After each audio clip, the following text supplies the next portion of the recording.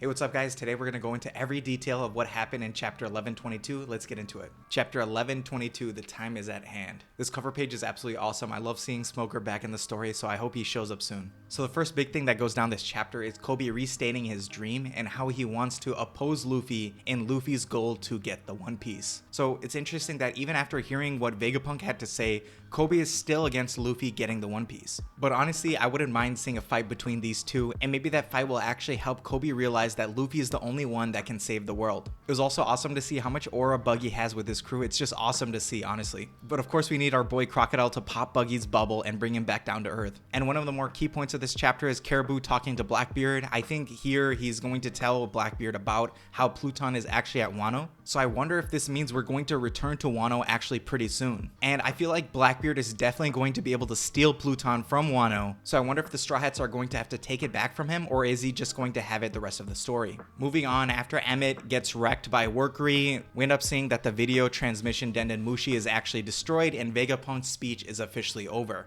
Now this has to be the best part of the chapter. I think this distinction from Joy Boy is really necessary because a lot of people didn't like the feeling that Luffy's just like a reincarnation of Joy Boy or something like that, and he's his own individual that achieved the title of Joy Boy. The most interesting thing Emmett said was that he actually failed to make Joy Boy king. And I think this actually goes against what a lot of people thought happened with the Ancient Kingdom. There must have been some kind of power vacuum during the time of the Ancient Kingdom where someone needed to assume power. And looks like the two candidates were likely Emu and Joy Boy. And the Void Century was basically this power struggle between the two powers to see who could become the king of the world. Now when Emmett actually pulls the string and releases Joy Boy's Conqueror's Haki, this was actually insane. The range of the attack is crazy for one. It literally goes way off the island, similar to how Shanks' attack was at Wano. But with Shanks only used his Conqueror's Haki on Green Bull, and this was able to revert Green Bull back to his human form. But Joy Boy's Conqueror's Haki was able to revert 4 Gorosei back into their humanoid forms. So this attack has to be at least 4 times as strong. And something you might have missed is that Mars was already back chilling while the other 3 Gorosei show up. So Luffy's attack with Bonnie, Sanji, and Frankie actually sent Mars so far back that he ended up just going back to Marijoa.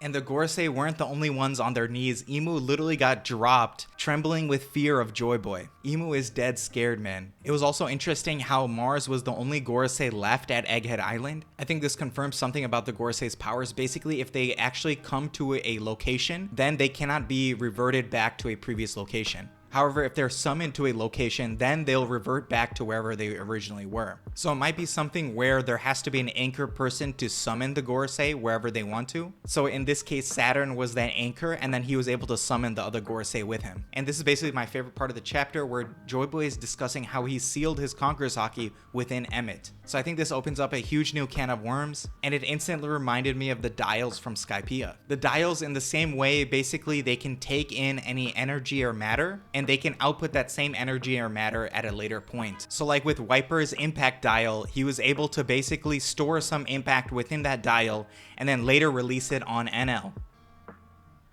This scene is so epic, man. This scene is absolutely epic. But what's more epic is NL coming back to life, right? Like, that scene is crazy where he restarts his heart. But in that same manner, I feel like this will start being used in the story. I think the main person to start using something like this is Usopp. Usopp already had a knack for using these dials for different use cases, so I think Usopp would really have a use for one of these Haki seals. Another thing that this brought to my mind is about Black Blades. And potentially how Black Blades are forged is that Haki builds up in the blade over time and actually gets sealed within the blade itself. And I think if the Haki is strong enough, it'll end up becoming a Black Blade. Mihawk said himself, any sword can become a Black Blade. So it's very likely that this sealing technique is a key to how to make a Black Blade in the first place. This also got me thinking about devil fruits and how potentially maybe they are Haki seals as well. I did a poll on Twitter actually, and a lot of people didn't agree with me, but I think there is some connection there. But reading this flashback between Joy Boy and Emmett just makes me think that Emmett's backstory must be so tragic. You can just see the pain he has for failing his friend. Joy Boy is literally the only one in the world who gives him life. Like, that's some crazy stuff right there. This chapter was absolutely amazing. Let me know what you guys think. These are kind of all the details I noticed throughout the chapter. Let me know if you guys saw anything else down below,